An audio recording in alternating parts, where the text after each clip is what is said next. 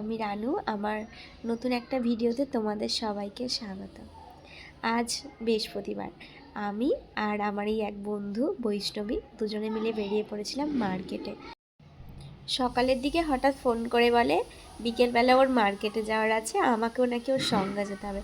যদিও আমার কিছু নেওয়ার ছিল না, তবুও ঠিক আছে চল তাহলে দুজনে একসাথে যাই। দুজনে এই রাস্তায় গল্প করতে করতে হো হো হাসি ঠাট্টা মজা ইয়ার্কি করতে করতে পৌঁছে গেল। আজ প্রায় 10-12 দিন পর ওর সাথে আমার দেখা হলো। অ্যাকচুয়ালি ও আমার বিল্ডিংয়েতেই থাকতো, লাস্ট 12 দিন হলো ও পাশের একটা বিল্ডিংয়ে শিফট হয়েছে, তাই আর রোজ দেখা হয় না।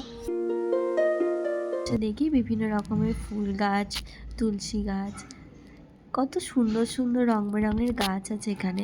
এছাড়াও আমরা যেটা নেবো বলে প্রথমেই দেখছিলাম সেটা হচ্ছে তুলসী গাছ। ও নতুন ঘরে তুলসী গাছ লাগাবে, তার জন্য আমরা এখানে দেখছিলাম কোন তুলসী গাছটা নেওয়া যায়। দুজনে ঠিক ডিসাইড আর করতে পারছিলাম না যে কোনটা নেব। এখানে রাধা তুলসীও যেরকম আছে, তার সঙ্গে সঙ্গে দেখলাম এখানে কৃষ্ণ তুলসীও পাওয়া যায়। আসলে আমরা দুজনেই ভীষণ কনফিউজড হয়ে গিয়েছিলাম যে কোনটা কিনবো। এতগুলোই একই রকম দেখতে গাছ ছিল যে কোনটা নিলে ঠিক হবে সেটাই আমরা দুজনে বুঝে উঠতে পারছিলাম না। তারপর হঠাৎ করে চোখ গেল এই একটা গাছ, যেটা ওই কাকুটাকে জিজ্ঞাসা করতে বলল এই গাছটা নাকি 6 মাস পর ফুল হয়।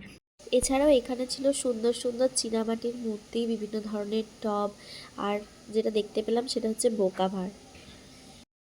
আর ছিল তুলসী গাছ বসানোর জন্য বিভিন্ন সাইজের চীনামাটির জায়গা। এই যে কি সুন্দর দেখতে, সাদার ওপর।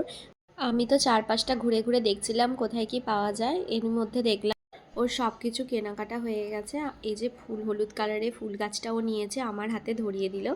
রাস্তায় আস্তে আস্তে দেখলাম এই যে আম শকা বিক্রি হচ্ছিল, ওর একটা প্রয়োজন ছিল, ও একটা নিয়ে আমার হাতে ধরিয়ে দিল। রাস্তায় আস্তে আস্তে ভিডিও করছি দেখে আমাকে বলল তুই ভিডিও কর, আমি বাড়ি চলে গেলাম। দেখো আমাকে রেখেই ও চলে গেল।